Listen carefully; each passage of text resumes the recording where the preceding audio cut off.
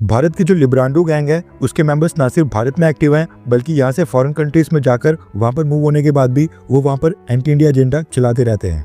And ऐसे लिब्रांडोज के साथ कैसा ट्रीटमेंट किया जाएगा ये मोदी सरकार ने एक बार फिर से क्लियर कर दिया है। फिर चाहे अमेरिका में डोनाल्ड ट्रंप प्रेसिडेंट हो या फिर जो बाइडेन, भारत इनके साथ ऐसा ही व्यवहार करता रहेगा।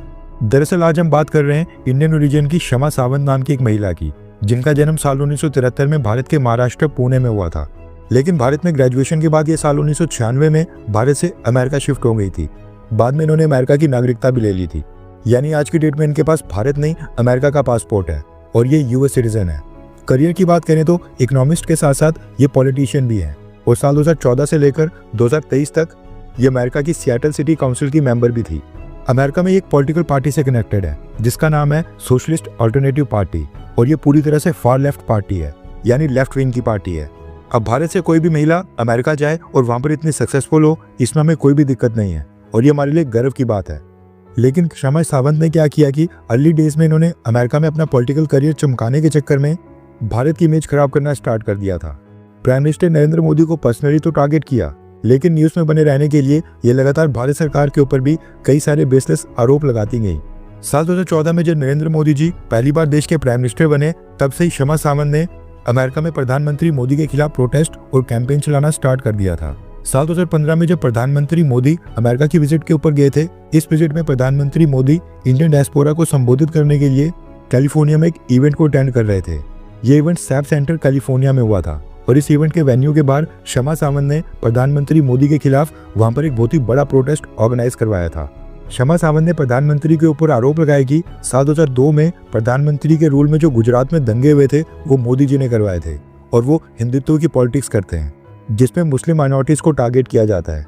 इसके अलावा शमा सावंत ने प्रधानमंत्री के ऊपर आरोप लगाया कि भारत में जो भी जर्नलिस्ट, एक्टिविस्ट या फिर इंटेलेक्चुअल्स उनकी सरकार की आलोचना करता है तो प्रधानमंत्री मोदी उनको निशाना बनाते हैं, उनको अरेस्ट करके उनके ऊपर एक्शन लिया जाता है।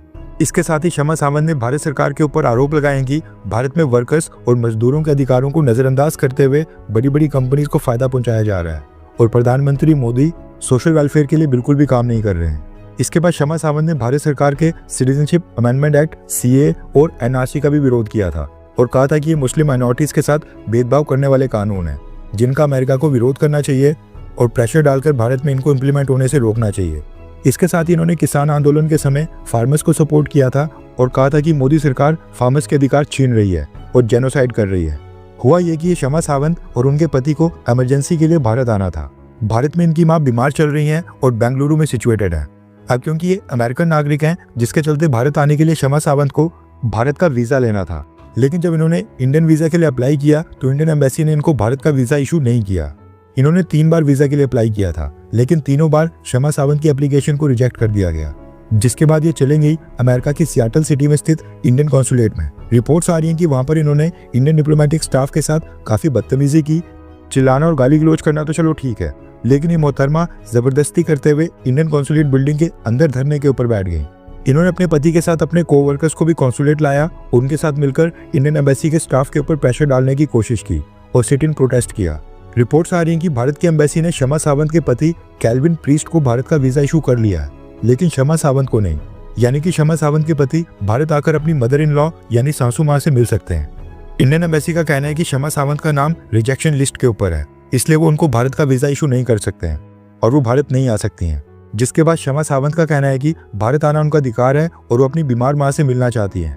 उनको वीजा इसलिए नहीं मिल रहा है क्योंकि वो मोदी सरकार की पॉलिसीज के खिलाफ बोलती हैं और मोदी गवर्नमेंट की आलोचना करती हैं। इसके अलावा भी उन्होंने और कई सारी बकवास की और कहा कि भारत तो महात्मा गांधी का देश है जिसने उनके सिद्धांतों के ऊपर चलते हुए ब्रिटिशर्स से आज़ादी ली।